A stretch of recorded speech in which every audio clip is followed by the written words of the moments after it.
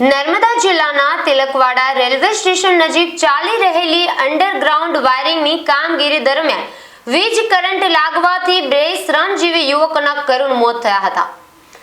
હૃદયદ્રાવક ઘટના સામે આવી છે। મૃત યુવકો વિજયભાઈ બાબુભાઈ મેળા અને ગોવિંદભાઈ મનુભાઈ ડામોર મૂળ દાહોદ જિલ્લાના ગરબાડા તાલુકાના વતની હતા અને રોજીરોટી કમાવા માટે તિલકવાડા આવ્યા હતા।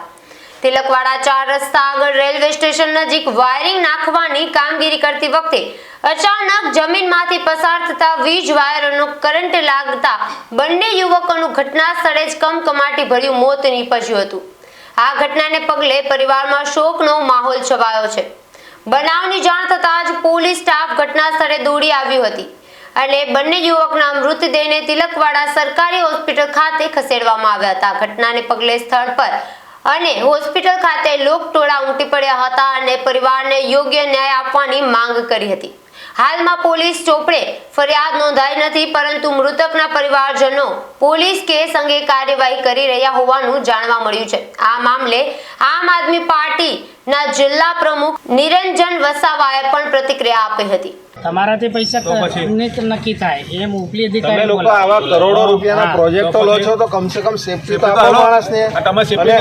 અને લાઈન ચાલુ છે, બરાબર, હાઈ વોલ્ટેજની લાઈન ચાલુ છે, તો તેમ છતાં તમે માણસને અંદર તમે પરાઈ લઈને અંદર મોકલો। હે ये इलेक्ट्रिक का काम है ना। वो गड्ढा खोदा था, अगर खुद के बुला रही नहीं कर रहा। उसको सपना आया था कि मैं यही खुद दूं, उसको किसी ने स्ट्रक्चर आप डिसीजन नहीं लोगे तो देश के बड़ा प्रधान की जो स्टैच्यू ऑफ यूनिटी है, ये दोनों डेड बॉडी वहाँ ले जाएंगे। इसको बुलाओ 4-5 दिन तक 10 दिन तक ये बॉडी पड़ी रहेगी तो चलेगा। मेरे हमारे साथ रहने के परिवार को न्याय हमें चाहिए, साथ है उसका करो। आपको नर्मदा જિલ્લામાં સ્ટેચ્યુ ઓફ યુનિટી જે એકતાનગર છે, જે દેશના વડાપ્રધાનનું ડ્રીમ પ્રોજેક્ટ છે, જે રેલવે લાઇન જે ચાલી રહી છે, ત્યાં ગાડી બે શ્રમિકો ત્યાં હાઈ વોલ્ટેજ જે લાઇન છે ખાડો ખોદી અને એજન્સીઓ દ્વારા એમને કામ કરાવી રહ્યા હતા। એમાં કોઈ પણ જાતની સેફટી હતી નથી। 25 થી 30 વર્ષના દાહોદ જિલ્લાના ગરબાડા તાલુકાના 2 યુવાનો મૃત્યુ પામ્યા છે ઘટના સ્થળે જ। તેમ છતાં પણ અહીંયા ગાડી એજન્સી દ્વારા અહીંયા ગાડી કોઈ પણ જાતનું એમને આશ્વાસન આપવામાં નથી આવી રહ્યું કે એજન્સીના જે પ્રતિનિધિ અહીં ફક્ત એક સામાન્ય વ્યક્તિને મોકલ્યા છે, પણ જે ડિસિઝન લેવાવાળા વ્યક્તિઓ છે તે હજુ સુધી અહીંયા ગાડી આવ્યા નથી। આ લોકોને જો ન્યાય નહીં મળે, આ ડેડ બોડી છેલ્લા ગઈકાલે 12 વાગ્યાથી એ લોકો જે શ્રમિકો છે એ અહીંયા ગાડી મૃત્યુ પામ્યા છે અને એમનું અહીંયા તિલકવાડા જે સિવિલ હોસ્પિટલ છે ત્યાં એમની ડેડ બોડી રાખી છે।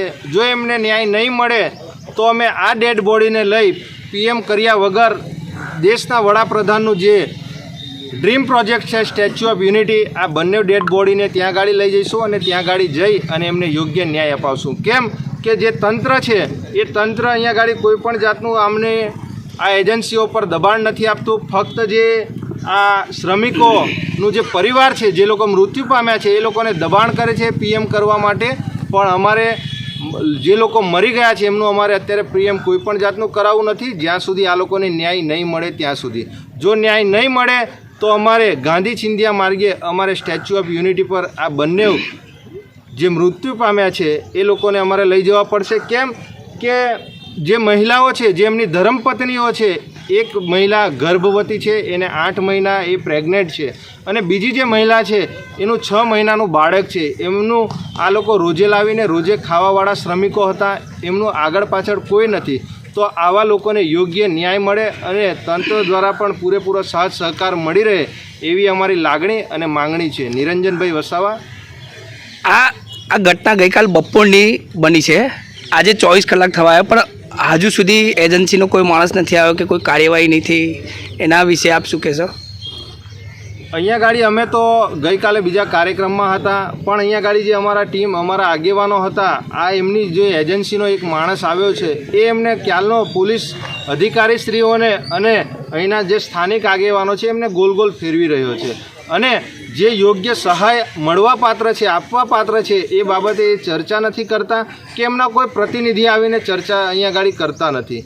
એટલે અમારી માંગણી એવી છે કે એમનો જે એજન્સીના જે માલિક છે અને જે ડિપાર્ટમેન્ટમાં કામ કરતા હતા, જે એકતાનગર જે પ્રોજેક્ટ છે રેલવે લાઇનનો, એ પ્રોજેક્ટના પણ પ્રતિનિધિ આવે અને આ પરિવારને યોગ્ય ન્યાય આપે એવી અમારી માંગણી છે।